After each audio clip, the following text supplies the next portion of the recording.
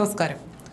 മരിക്കുന്നതിന് മുമ്പ് നാട്ടിലെത്തണമെന്ന തൻ്റെ ആഗ്രഹം സാധ്യമാക്കാൻ കഴിയാതെ പ്രവാസി മലയാളി ഒമാനിൽ മരിച്ചു. കൊല്ലം സ്വദേശി മഹേഷാണ് ചികിത്സയിലിരിക്കെ മരിച്ചത്. ഏറെ നാളായി രോഗക്കിടക്കയിലായിരുന്നു മഹേഷ്. മസ്കറ്റിലെ ബദർ അൽ സമ ആശുപത്രിയിൽ ചികിത്സയിൽ കഴിയവെയാണ് മരണം. ഏറ്റെടുക്കാനും പരിചരിക്കാനും ആരുമില്ലാതിരുന്നതും നാട്ടിലേക്ക് അയക്കുന്നതിൽ നടപടികൾ മുന്നോട്ട് നീങ്ങാതിരുന്നതുമാണ് മഹേഷിൻ്റെ ജീവിതം ദുരിതത്തിലാക്കിയത്. മൃതദേഹമെങ്കിലും നാട്ടിലെത്തിച്ചു കിട്ടാൻ കാത്തിരിക്കുകയാണ് പ്രിയപ്പെട്ടവർ.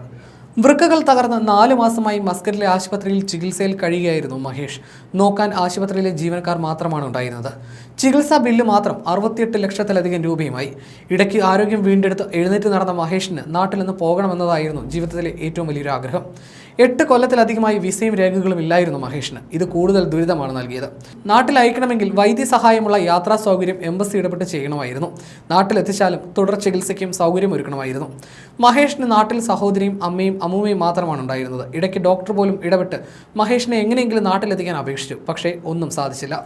നാട്ടിലെത്തുമെന്ന പ്രതീക്ഷയിൽ മഹേഷ് കിടപ്പിലായ വിവരം പോലും അമ്മൂമ്മയെ അറിയിച്ചിട്ടില്ലായിരുന്നു. ഒടുവിൽ ഉറ്റവരെ തമ്മിലൊന്ന് കാണാനാകാതെയാണ് മഹേഷ് ഈ ലോകത്തിൽ നിന്ന് വിട പറഞ്ഞിരിക്കുന്നത്.